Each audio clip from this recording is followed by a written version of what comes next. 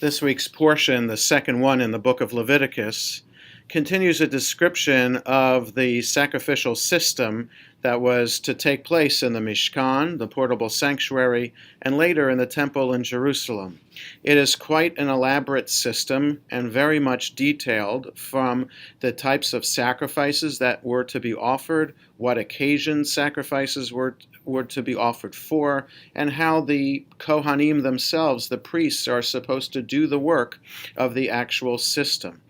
As we read through these portions from the beginning of Leviticus till the middle of the book, we might get overwhelmed by all the detail, and we might even consider that the detail itself is more important than the bigger picture of what it represents.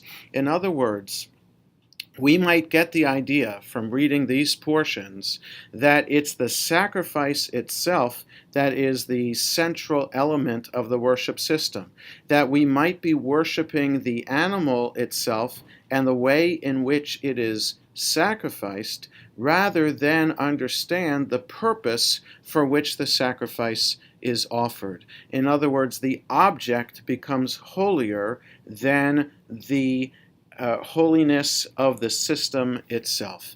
And so that's why in the middle of the book of Leviticus, when we get to the portion of Kiddushim in a few weeks, we understand and God reiterates the message, just in case you might think that the sacrificial system is the be-all and end-all of being an Israelite. No, we need to love our neighbor as we would love ourselves. We need to live up to higher ethical, moral principles. Why? Because I am the Lord your God. That is what God reiterates in that portion.